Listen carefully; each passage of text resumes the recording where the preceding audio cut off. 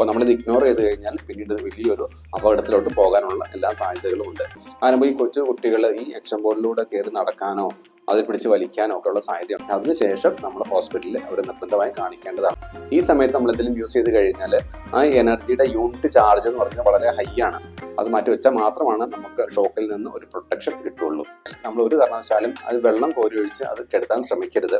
നമ്മൾ ആദ്യം ചെയ്യേണ്ടത് വീണ്ടും നമ്മൾ ഓൺ ചെയ്ത് പ്രവർത്തിക്കാൻ നോക്കിക്കഴിഞ്ഞാൽ അവിടെ ഷോക്ക് അടിക്കാനോ അല്ലെങ്കിൽ ഒരു ഫയർ ഉണ്ടാവാനോ ഒക്കെ ഉള്ള സാധ്യതയുണ്ട്. വീട്ടമ്മമാർ നിർബന്ധമായും അറിഞ്ഞിരിക്കേണ്ട 10 കാര്യങ്ങളെ കുറിച്ചാണ് ഞാനൊന്ന് പറയുന്നത്. അതിൽ ഒന്നാമത്തെ കാര്യം എന്ന് വെച്ചാൽ നമ്മൾ വൈകിട്ട് 6 മണി മുതൽ 10 മണി വരെയുള്ള സമയത്ത് നമ്മുടെ എനർജി കൺസംഷൻ വളരെ കുറയ്ക്കുക എന്നുള്ളതാണ്. നമുക്ക് അടുക്കളയിൽ എന്തെങ്കിലും ചെയ്യാനുണ്ടെങ്കിൽ അത് അരി അരയ്ക്കുക, അരി പൊടിക്കുക, അങ്ങനെ എന്തെങ്കിലും സാധനങ്ങൾ നമുക്ക് അപ്ലയൻസ് യൂസ് ചെയ്യേണ്ടതായിട്ട് വരുന്നുണ്ടെങ്കിൽ അതൊക്കെ ഈ 6 മണിക്ക് മുമ്പ് ചെയ്തു തീർക്കുക. ഈ 6 മണി മുതൽ 10 മണി വരെയുള്ള സമയത്ത് നമുക്ക് അത്യാവശ്യമുള്ള ലൈറ്റുകളും ഫാനുകളും അപ്ലയൻസുകളും മാത്രം യൂസ് ചെയ്യുക. അല്ലാതെ നമ്മൾ ഈ സമയത്ത് ഈ 6 മണി മുതൽ 10 മണി വരെയുള്ള ഈ പീക്ക് ടൈം എന്നാണ് അതിന് പറയുക. ഈ സമയത്ത് നമ്മൾ എന്തെങ്കിലും യൂസ് ചെയ്ത് കഴിഞ്ഞാൽ ആ എനർജിയുടെ യൂണിറ്റ് ചാർജ് എന്ന് പറഞ്ഞാൽ വളരെ ഹൈ ആണ്. അതുകൊണ്ട് എനർജി ബില്ല് കൂടാൻ കാരണമാകും ഈ പീക്ക് ടൈമിൽ നമ്മൾ യൂസ് ചെയ്താൽ. രണ്ടാമത്തെ കാര്യം എന്ന് വെച്ചാൽ നമ്മൾ നനഞ്ഞ കൈ കൊണ്ട് സ്വിച്ചുകളോ മറ്റ് അപ്ലയൻസുകളോ ഉപയോഗിക്കാൻ പാടില്ല, അല്ലെങ്കിൽ ഓപ്പറേറ്റ് ചെയ്യാൻ പാടില്ല എന്നുള്ളതാണ്. നമ്മൾ അങ്ങനെ ചെയ്തു കഴിഞ്ഞാൽ നമുക്ക് ഷോക്ക് അടിക്കാനുള്ള സാധ്യത കൂടുതലാണ്. അത് മാത്രമല്ല, നമ്മൾ ചെരുപ്പുകൾ ഉപയോഗിക്കുന്നത് നമുക്ക് ഷോക്ക് അടിക്കാനുള്ള സാധ്യത എപ്പോഴും കുറയ്ക്കും. മൂന്നാമത്തെ കാര്യം എന്ന് പറയുന്നത്, നമ്മൾ എന്തെങ്കിലും അബ്നോർമൽ ആയിട്ടുള്ള സൗണ്ടുകളോ എന്തെങ്കിലും സ്മെല്ലുകളോ പ്ലാസ്റ്റിക് കത്തുന്ന രീതിയിലുള്ള സ്മെല്ലുകളോ എന്തെങ്കിലും നമുക്ക് അനുഭവപ്പെടുവാണെന്നുണ്ടെങ്കിൽ നമ്മൾ അത് ഇഗ്നോർ ചെയ്യാണ്ടിരിക്കുക. അത് കൃത്യമായി നോട്ട് ചെയ്ത് വെച്ച് നമ്മളൊരു പ്രൊഫഷണൽ ഇലക്ട്രീഷ്യനെ കൊണ്ട് അത് കാണിച്ച് ചെക്ക് ചെയ്യേണ്ടതാണ്. കാരണം ഇത് ഓരോ സിഗ്നലുകളാണ്.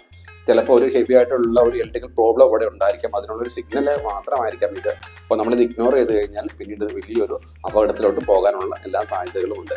അതുകൊണ്ട് നമ്മൾ കൃത്യമായിട്ട് ശ്രദ്ധിക്കുക. നമുക്ക് നാലാമത്തെ കാര്യം എന്ന് പറയുന്നത്, നമ്മൾ അപ്ലയൻസ് യൂസ് ചെയ്യുന്ന സമയത്ത് നമുക്ക് ചിലപ്പം ഷോക്ക് അടിക്കാനുള്ള സാധ്യതകളുണ്ട്. അപ്പോൾ ഷോക്ക് അടിക്കുന്നതിലൂടെയോ അല്ലെങ്കിൽ ഏതെങ്കിലും കാരണവശാൽ നമുക്ക് MCB ട്രിപ്പ് ആകുന്നുണ്ടാവും. അങ്ങനെ ട്രിപ്പ് ആയിട്ടുണ്ടെങ്കിൽ നമ്മളത് വീണ്ടും ഓൺ ചെയ്ത് വീണ്ടും അത്തരത്തിൽ പരീക്ഷണം നിൽക്കാതിരിക്കുക. ഓഫ് ആയിട്ടുണ്ടെങ്കിൽ കൃത്യമായിട്ട് ഒരു പ്രൊഫഷണൽ ഇലക്ട്രീഷ്യനെ വിളിച്ച് എന്തുകൊണ്ട് ട്രിപ്പായി, എന്താണ് കാരണമെന്ന് കൃത്യമായിട്ട് വിളിച്ച് കാണിക്കേണ്ടതാണ്.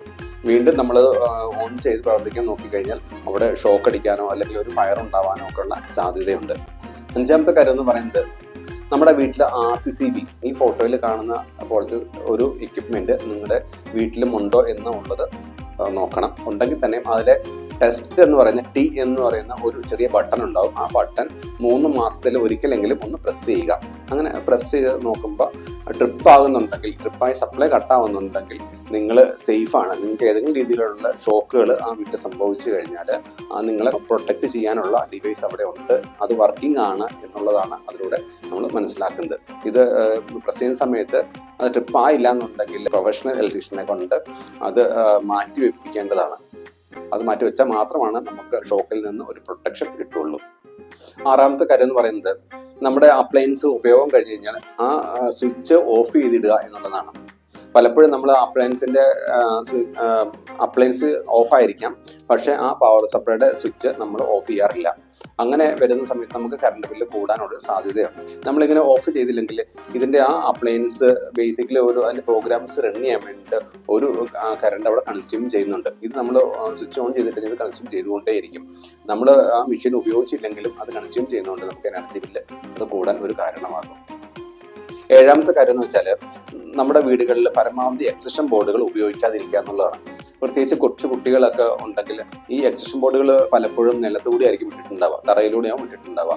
അതിനുമ്പോൾ ഈ കൊച്ചു കുട്ടികൾ ഈ എക്സഷൻ ബോർഡിലൂടെ കയറി നടക്കാനോ അതിൽ പിടിച്ച് വലിക്കാനോ ഒക്കെ ഉള്ള സാധ്യതയുണ്ട്. അങ്ങനെ വലിച്ചു കഴിഞ്ഞാൽ അവർക്ക് ഷോക്ക് അടിക്കാനുള്ള സാധ്യത കൂടുതലാണ്. അപ്പോൾ അതുകൊണ്ട് അത്തരം സാഹചര്യങ്ങൾ നമ്മുടെ വീടുകളിൽ ഒഴിവാക്കുക. 8 എന്ന് പറയുന്നത്, നമ്മുടെ വീട്ടിൽ ഒരു ഫയർ ഉണ്ടായി ഏതെങ്കിലും രീതിയിൽ നമ്മുടെ വയറിങ് കത്തുവോ അങ്ങനെ ചെയ്ത് കഴിഞ്ഞ് കഴിഞ്ഞാൽ നമ്മൾ ഒരു കാരണവശാലും അത് വെള്ളം കോരി ഒഴിച്ച് അത് കെടുത്താൻ ശ്രമിക്കരുത്. നമ്മൾ ആദ്യം ചെയ്യേണ്ടത് അവിടെ ഒരു ഡിസ്ട്രിബ്യൂഷൻ ബോക്സ്, ഒരു DB ഉണ്ടാവും, ഒരു മെയിൻ ബ്രേക്കർ ഉണ്ടാവും. ആ ബ്രേക്കർ ഓഫ് ചെയ്യുക എന്നുള്ളതാണ് ആദ്യം ചെയ്യേണ്ട കാര്യം. അത് ഓഫ് ചെയ്തതിന് ശേഷം അടുത്ത സ്റ്റെപ്പ് എന്ന് പറയുന്നത്, ആ ഫയർ ഉണ്ടായി ആ ഫയറിൽ നിന്ന് മറ്റേ ഏരിയയിലേക്ക് തീ കത്തിപ്പിടിക്കാൻ സാധ്യത ഉണ്ടെങ്കിൽ ആ ഏരിയയിൽ മാത്രമാണ് നമ്മൾ വെള്ളം ഒഴിച്ച് ആ തീ കെടുത്താൻ ശ്രമിക്കാവുള്ളൂ. നമ്മൾ ഒരു കാരണവശാലും ആ വയറിങ്ങിൽ വെള്ളം ഒഴിക്കാൻ ശ്രമിക്കരുത്. 9ാമത്തെ കാര്യം എന്ന് പറയുന്നത്, നമ്മുടെ വീട്ടിൽ ആർക്കെങ്കിലും ഒരു ഷോക്ക് അടിച്ചു കഴിഞ്ഞാൽ ചിലപ്പോൾ ഷോക്ക് അടിച്ച് ചിലപ്പോൾ അതിൽ തന്നെ പിടിച്ചിരിക്കുകയാണെന്നുണ്ടെങ്കിൽ നമ്മൾ ആദ്യം ചെയ്യേണ്ടത് നമ്മുടെ ഈ ബ്രേക്കർ, മെയിനായിട്ട് വെച്ചിരിക്കുന്ന ഈ ബ്രേക്കർ ഓഫ് ചെയ്യുക എന്നുള്ളതാണ്. അതുപോലെ അത് കുറച്ച് ദൂരെയാണ് ഇരിക്കുന്നതെങ്കിൽ നമ്മൾ ഒരു മെറ്റൽ അല്ലാത്ത മറ്റെന്തെങ്കിലും പ്ലാസ്റ്റിക്കോ അതല്ലെങ്കിൽ വുഡോ അങ്ങനെ എന്തെങ്കിലും ഒരു സാധനം കൊണ്ട് നമ്മൾ അവർ എന്തിലാണോ പിടിച്ചിരിക്കുന്നത്, ഇലക്ട്രിസിറ്റി ഏത് വയറാണോ പിടിച്ചിരിക്കുന്നത് അതിൽ നിന്ന് അതിനെ ഡിസ്കണക്ട് ചെയ്യുക എന്നുള്ളതാണ്. ഇതിൽ അടിച്ചിട്ടോ എങ്ങനെയെങ്കിലും അതിനെ ഡിസ്കണക്ട് ചെയ്യുക എന്നുള്ളതാണ്.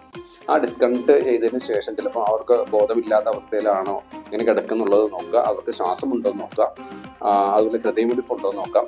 അതുപോലെ ഇതില്ലാന്നുണ്ടെങ്കിൽ പെട്ടെന്ന് തന്നെ നമ്മൾ CPR കൊടുക്കുക.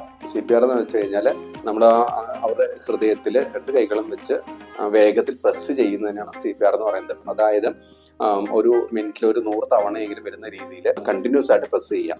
അത് ചിലപ്പോൾ ഒരുപാട് തവണ ചെയ്യേണ്ടി വരും. അപ്പം അങ്ങനെ ചെയ്ത് കഴിഞ്ഞാൽ നമുക്ക് ടെൻഷൻ അടിക്കാതെ നമുക്ക് സംരക്ഷിക്കുക എന്നുള്ളതാണ്, നമ്മളവരെ പ്രൊട്ടക്റ്റ് ചെയ്യുക എന്നുള്ളതാണ് നമുക്ക് ചെയ്യേണ്ട കാര്യം. അപ്പോൾ നമ്മൾ ഒരു കാരണവശാലും ടെൻഷൻ അടിക്കാൻ പാടില്ല. ടെൻഷൻ അടിക്കാതെ കണ്ടിന്യൂസ് ആയിട്ട് ചെയ്തുകൊണ്ടിരിക്കുക. തീർച്ചയായിട്ടും അവർ റിക്കവർ ചെയ്യുന്നതായിരിക്കും. അതല്ലാതെ നമ്മൾ അന്നേരം മറ്റുള്ളവരെ വിളിക്കാനോ മറ്റോ പോയി കഴിഞ്ഞാൽ അത് കൂടുതൽ ഡേഞ്ചറിലോട്ട് പോകും. ആദ്യം ചെയ്യേണ്ടത് ഈ CPR കൊടുക്കുക എന്നുള്ളതാണ്. ശ്വാസം എടുക്കാൻ ബുദ്ധിമുട്ടുണ്ടാകും. അങ്ങനെ ഉണ്ടായിക്കഴിഞ്ഞാൽ അവർക്ക് കൃത്രിമശ്വാസം കൊടുക്കാം. അതിനുശേഷം നമ്മൾ ഹോസ്പിറ്റലിൽ അവർ നിർബന്ധമായി കാണിക്കേണ്ടതാണ്.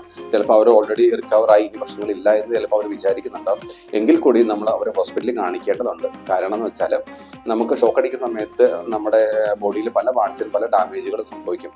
അപ്പോൾ അത് എത്രമാത്രം സംഭവിച്ചിട്ടുണ്ട് എന്നുള്ളത് അറിയണമെങ്കിൽ അത് സോർട്ട് ഔട്ട് ചെയ്തെടുക്കണമെന്നുണ്ടെങ്കിൽ നമ്മളൊരു ഹോസ്പിറ്റലിൽ കാണിച്ചേ മതിയാവത്തുള്ളൂ. നിർബന്ധമായും നമ്മൾ ഷോക്ക് അടിച്ചിട്ടുണ്ടെങ്കിൽ നമ്മൾ ഹോസ്പിറ്റലിൽ കാണിച്ചിരിക്കണം. 10 എന്ന് പറയുന്നത് നമ്മുടെ എല്ലാ വീട്ടമ്മമാരുടെ ഫോണിലും ഒരു 2 or 3 അവർക്ക് വിളിച്ചാൽ കിട്ടുന്ന പ്രൊഫഷണൽ ഇലക്ട്രീഷ്യന്മാരുടെ നമ്പർ സേവ് ചെയ്ത് വെച്ചിരിക്കണം. ഇപ്പം പറഞ്ഞത് ഏറ്റവും പ്രധാനപ്പെട്ട 10 കാര്യങ്ങളാണ്. നിങ്ങൾ നിർബന്ധമായും അറിഞ്ഞിരിക്കുകയും ഫോളോ ചെയ്യുകയും ചെയ്യണം. നിങ്ങൾക്ക് കൂടുതൽ കാര്യങ്ങൾ ഇതുമായി ബന്ധപ്പെട്ട് അറിയണമെന്നുണ്ടെങ്കിൽ കമന്റ് ചെയ്യുക. ഞാൻ രൂപേഷ് പതാലി, വൈറൽ സൊല്യൂഷൻ എക്സ്പേർട്ട് ആണ്. നിങ്ങൾക്ക് കൂടുതൽ കാര്യങ്ങൾ അറിയാൻ എന്നെ ഫോളോ ചെയ്യാം.